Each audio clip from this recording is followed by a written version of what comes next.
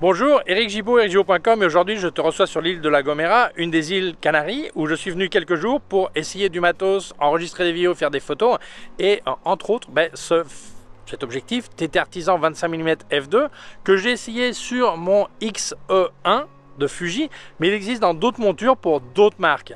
Donc je vais parler de tout ça en détail, mais pour ça on va passer à mon bureau qui est juste derrière. Voilà, qui est ma maison pour quelques jours et aussi mon bureau. Mais n'oublions pas que mes vidéos en français sont sponsorisées par Arvia, écoledephotographie.com, qui permet de te former à la photographie à distance. Mais je te raconterai tout ça en fin de vidéo. Alors, deux petits points importants, trois plutôt. Le premier, si tu t'inscris de ma part, tu recevras un super bouquin avec 350 conseils photos. C'est épais comme ça, c'est magnifique. Donc, n'oublie pas de les contacter de ma part si tu t'inscris. Deuxièmement, il y a une possibilité de financement par CPF. Donc là, il y a deux points. Le premier, si tu vas partir à la retraite, inscris-toi avant de partir à la retraite, parce qu'une fois à la retraite, tu ne peux plus t'inscrire. Par contre, tu peux faire la formation une fois à la retraite.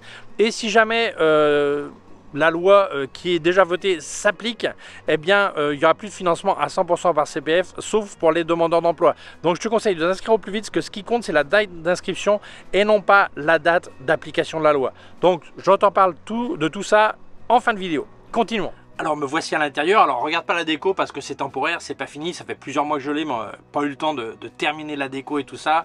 Ces tissus vont pas être ceux-là, voilà, mais enfin bref. Pour parler entre toi et moi de cet objectif qui est 100% métallique, qui a une construction magnifique, même le bouchon est métallique, on va voir, je vais te passer des photos aussi bien faites à La Gomera qu'ici, je vais te donner les données techniques et donner mon avis. C'est un objectif qui coûte, suivant où tu l'achètes, je te laisse des liens en description si tu voulais, mais il coûte entre 50 et quelques et 60 euros. L'équivalent en dollars, c'est pareil. Donc c'est vraiment pas cher. Est-ce qu'il vaut mieux dépenser ses sous sur un truc comme ça ou faire des économies et acheter quelque chose d'un peu meilleur? Eh bien, on va voir ça. Donc, continuons. Alors, ce petit objectif est vraiment petit, on dirait un pancake, tu vois, il est tout petit, ok, 100% métal, même le bouchon, comme je te montré avant, voilà, ça y est, il est parti. Alors, là, tu as la bague pour le diaphragme qui va depuis F2 jusqu'à F16, ok. C'est bien, il y a des clics, j'adore les clics. Ici, tu as la bague de mise au point qui est vraiment très proche quand tu arrives sur l'infini. Donc, si jamais tu vois l'exposition qui change, c'est que sans faire gaffe, tu as touché la bague de diaphragme. Enfin, on s'habitue, hein, c'est pas un problème. D'ailleurs, il est vraiment similaire au 50 mm f2 que j'avais présenté il n'y a pas longtemps. Je te laisse le lien ici. Et la construction, il n'y a pas beaucoup de plus à raconter, autre chose que les données techniques, tu vois. Mais c'est vraiment tout petit, ça ne prend pas de place. Donc, c'est vraiment un truc qui est attractif pour celui qui veut... un truc qui soit vraiment compact, hein, tu vois, là c'est nickel quoi. Donc on va voir les données techniques, ok. Et surtout l'important, la qualité d'image, si elle est rendez-vous ou pas, parce que là ça aide aussi à prendre une décision. Alors si jamais tu voulais me filer un coup de main et tu as prévu d'acheter du matos quelque part, du matos photo ou vidéo, si tu le fais chez Digiphoto, eh bien comme à l'écran, là où ça marque code créateur, tu marques Gibaud, ça me file une petite aide et toi ça ne te coûte pas plus cher. Alors si tu as un code promo, tu peux l'utiliser aussi, les deux peuvent s'utiliser et profiter de la promo. Je t'en remercie énormément. Continuons. Alors comme j'ai dit au début, je l'ai essayé sur mon Fujifilm X-E1, mais il existe dans plusieurs montures. Fujifilm X, Sony E, Canon EOS M, Micro 4 tiers, Nikon Z, Canon RF et L, qui est l'alliance entre Lumix, Leica et Sigma. Alors 25 mm sur un APS-C, c'est dans l'équivalent d'un 37,5 mm focal full frame. Si on parle des APS-C 1,5, si on parle chez Canon qui est 1,6, ça ferait l'équivalent d'un 40 mm en full frame. Et si on parle en micro 4 tiers, ça serait l'équivalent de 50 mm. Voilà. Alors si tu le montais sur un RF, un Z de Nikon ou un RF de Canon, ou même un Sony E mais full frame, eh bien c'est un objectif APS-C. Donc il va y avoir, tu vas voir le cercle autour où tu vas vraiment voir l'objectif. C'est vraiment pensé pour de l'APS-C minimum, au maximum je dirais. Et donc si tu vas l'utiliser sur ces montures, que ce soit par exemple un Nikon Z50 par exemple, ou un R7 ou un R10 par exemple, mais ne monte pas ça sur un full frame parce que tu auras des problèmes. Alors le diamètre du filtre, 43 mm, ok. Ça va donc de F2 à F16 avec des clics, chose que j'adore, voilà, j'aime les clics, je suis monsieur clic. Après, le diaphragme et l'iris à 7 pales. Alors, est-ce que c'est beaucoup, est-ce que c'est peu? C'est plutôt peu.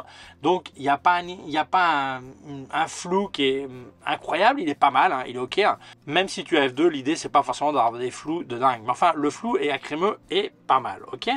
7 éléments en 5 groupes si on parle du côté optique. Avec un APS-C de crop 1,5, ça te donne, ça te couvre un cadre de 61 degrés, un angle de 61 degrés. Alors je ne sais pas sur un Canon ou sur un micro 4 tiers, j'ai pas calculé, ok. Et si on regarde le poids, suivant la monture, le poids peut varier. Alors il est plus lourd ce que tu imagines, parce qu'il est tout petit, mais enfin il n'est pas lourd non plus. Mais si tu imaginais que par la taille ça allait être quelques grammes, ben non, c'est un peu plus. Il fait entre 166 et 189 grammes suivant la monture que tu choisis. Alors c'est le petit truc idéal comme combo avec ce genre d'appareil tout petit, tu vois là sur le X1 ou un M50 ou un petit Sony, un Alpha 6000 ou un petit micro 4 tiers. Enfin bon voilà, ça c'est le petit truc nickel tout petit. Alors c'est complètement manuel hein, mais c'est vraiment sympa quoi.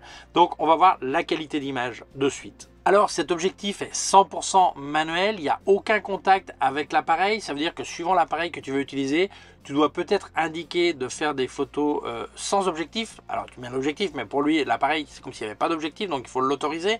Et d'autre part, je te conseille d'activer les aides à la mise au point, comme le focus picking ou la loupe, ce qui va te permettre de savoir précisément où tu as fait la mise au point. En manuel, c'est vraiment indispensable. Donc active-les, regarde le mode d'emploi de ton appareil photo et active ces aides qui sont ce qui permet de voir quelques photos nettes quand même. Voilà, continuons. Alors, passons à la qualité d'image. Alors bon, c'est là que peut-être les Athéniens s'atteignirent, mais que peut-on demander à un objectif de ce tarif?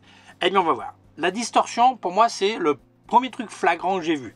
La distorsion est vraiment importante. Là, je te passe un mur de briques. Tu vois vraiment que ça courbe fort, ok. Ou je te passe cette photo de paysage où tu vois un horizon et l'horizon est vraiment bien courbe. Alors, est-ce que c'est un problème? Ben, ça dépend, c'est corrigeable en post-production. Mais est-ce que tu vas corriger toutes tes photos? Donc, si ta spécialité, c'est à faire des photos d'horizon au bord de mer ou de l'architecture, ça peut être un problème. Mais enfin, voilà. Moi, je préfère dire la vérité, il y a une grosse distorsion. Si on regarde l'aberration chromatique, oui, si tu fais beaucoup de photos à contre-jour, choses comme ça, tu vas aussi voir une aberration chromatique avec des petits éléments un peu violets, ce qui est typique de l'aberration chromatique. C'est présent, ça ne disparaît pas en fermant le diaphragme, pas vraiment quoi. Donc c'est présent, c'est pas énorme, mais il est là. Voilà. Sa vignette, bah oui, sa vignette sec. Sa vignette, pas mal je dirais. À F2, 2.8, F4, à partir de 5.6, ça se calme. Mais ces coins qui sont plus sombres sont vraiment bien présents et sont évidents. C'est complètement corrigible en post-production, mais c'est présent, que tu le saches. Si on parle du bokeh, j'ai dit un petit mot avant, le bokeh, ça va, il est acceptable, hein, c'est pas super boule lumineuse toute ronde, ok, mais enfin ça va, c'est pas mal, surtout que c'est pas le genre d'objectif à mon avis pour ça, mais enfin bon, si tu as besoin d'un peu de soupe derrière tes photos, ça marchera, pas de problème. La netteté, bon, la netteté, si on peut parler de netteté, ça dépend où tu regardes. Alors, à pleine ouverture, eh bien au centre ça va, c'est acceptable. Là je te montre des portraits que j'ai fait de ma fille Hopi et de sa sœur Pinot. Et tu vois, quand tu mets le sujet au centre, ça va, le fond est assez flou, c'est acceptable, mais sur les bords c'est une catastrophe. C'est une catastrophe à F2, ça s'améliore vraiment à partir de F4, 5, 6 plutôt. Donc si tu fais un portrait de quelqu'un, de toute façon, le fond sera dans le flou, donc tu vas jamais t'en rendre compte. Mais par contre, si tu allais faire une photo, une reproduction d'un cadre, par exemple à F2, ou un paysage à F2, sur les bords, tu vas avoir un peu mal. Donc, est-ce que c'est un problème? Oui et non. Normalement, on ne fait pas un paysage à F2, ni une reproduction de cadre à F2. Voilà. Donc, voilà. Mais que tu le saches, si pour toi l'important c'est de bord à bord à un diaphragme F2, F2.8, F4, ça va être un problème parce que c'est pas au rendez-vous. Par contre, à F8, tout ça, ça va. Et pour du portrait, comme je t'ai présenté, ou un sujet principal, c'est pas vraiment un problème. Le flair, ouais, il y a du flair. Il y a du flair, d'ailleurs, il y a des moments où tu ne te rends pas compte que c'est du flair, mais tu vois l'aspect qui est plus laiteux de tes photos, un manque de contraste. Dès qu'il y a une source de lumière latérale ou vraiment forte, eh bien là, ça perd énormément. Donc, est-ce que c'est un problème? Même chose, est-ce que pour toi c'est un problème ou pas? Il y a des gens qui adorent, il y a des gens qui détestent. Alors si tu es dans les gens qui détestent, c'est pas ton objectif. Si tu es dans les gens qui adorent, tu vas être servi, là, tu vas être content. Voilà. Alors, pourquoi est-ce que moi j'utiliserais cet objectif? Alors, pour du portrait, comme j'ai fait à mes filles, ça va parce que tu cadres pas serré. Mais bon, à partir du moment où tu vas cadrer serré, déjà tu vas déformer. C'est pas la focale pour faire à mon avis, du portrait cadré serré. Mais sinon, genre souvenir, tu es au restaurant, tu fais une photo, tu es sur un marché quelque part, tu fais une photo du vendeur ou des fruits, tout ça. Bon, pas de problème. Alors le fruit, c'est pas un portrait, hein. Quoi qu'il y a il y a des mecs qui ont des têtes d'ananas, mais enfin bon, voilà.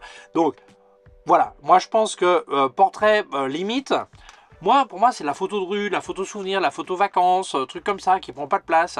Et tu peux faire un tour avec. De l'architecture, je n'utiliserai pas. Faire du paysage sans corriger, bah, oublie. Donc, je pense que c'est un truc plutôt, ouais, photo souvenir, photo de rue, ça irait pour ça.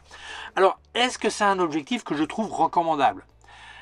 Bah, c'est difficile, c'est-à-dire que on dit toujours la même chose. Quand tu as les moyens, tu achètes un très bon objectif et tu en es très content. Quand tu n'as pas les moyens, tu achètes ce que tu peux te permettre et dans ce cas-là, si c'est pas un super objectif, tu dis qu'il a du caractère. Alors voilà, donc il y a beaucoup de trucs quelquefois qui pourraient partir à la poubelle dans les mains de certains, qui deviennent des joyaux de la couronne avec du caractère dans les mains d'autres. Donc ça va énormément dépendre de toi. Moi je pense que si tu as les moyens d'acheter quelque chose d'un peu meilleur, ne réfléchis même pas, achète quelque chose de meilleur, mais là on parle entre 3, 5, voire 10 fois plus cher, ok? Oui, quand même. Donc on parle vraiment d'un autre niveau, ok. Est-ce qu'au lieu de 60 €, tu peux dépenser 200? Ben non, ben là, tu n'as pas trop le choix. Est-ce que tu veux? Parce que c'est pas une question de pouvoir, quelquefois c'est une question de vouloir. Et après, moi, je vois quand même qu'il y a des gens qui ont des objectifs qui sont incroyables entre les mains, qui font des photos qui sont vraiment pas terribles, et d'autres qui ont des objectifs qui sont regardés avec dédain de la part de beaucoup, et ils font des photos qui sont fantastiques. Parce qu'une photo, c'est pas seulement l'objectif, c'est pas que la netteté, c'est pas que le vignettage, c'est plein de choses autres que la partie technique. C'est le photographe qui a trouvé l'angle, qui a trouvé le sujet, qui a trouvé la composition. Il y a plein d'éléments qui font qu'une photo peut être fantastique avec un matos vraiment limite dans la main pour beaucoup en fait. Alors si tu ne veux pas ou ne peux pas dépenser plus, bah, moi je pense que c'est un objectif, tu pourras quand même t'amuser énormément. Si la question c'est si j'achète pas ça, j'ai pas d'argent pour acheter quoi que ce soit donc je peux pas faire de photos, bah, ne réfléchis même pas, achète ça, tu vois. Par contre si tu peux te permettre quelque chose d'un peu mieux, bah, va sur quelque chose à mon avis d'un peu mieux. Mais je pense qu'il y a énormément de gens qui font des photos incroyables avec du matos de base, qui s'amusent énormément. Et comme on dit, quand tu ne peux pas contre ton ennemi, tu t'allies à lui et tu gagnes beaucoup de batailles. Donc voilà, ça dépendra plus de toi que de l'objectif. Donc ben voilà, ça c'est ma conclusion. Est-il recommandable? Ben oui et non, ça dépend de toi principalement. Voilà, mais enfin, tu as vu les limites techniques et les résultats que j'ai obtenus. Donc, merci beaucoup à TT Artisan de m'avoir envoyé cet objectif. S'il t'intéresse, je te laisse des liens en description où est-ce que tu peux l'acheter. Merci à toi d'avoir vu la vidéo. Mais n'oublions pas de dire merci à Arvia qui sponsorise mes vidéos en français, écoledefotographie.com, qui fait des formations, il y a 4 types, qui va depuis devenir amateur averti jusqu'à pro avec un bac pro.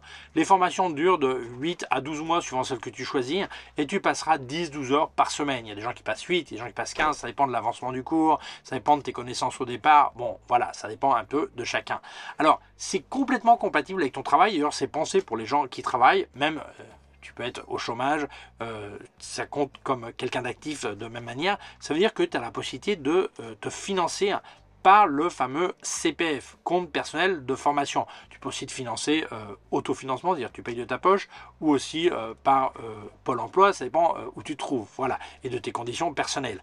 Alors, si on parle de CPF, un truc qui est important, tu ne peux pas t'inscrire par CPF une fois que tu es à la retraite. Par contre, tu peux t'inscrire avant de partir à la retraite. Donc, si tu vas partir bientôt, inscris-toi avant de partir et tu feras la formation une fois à la retraite.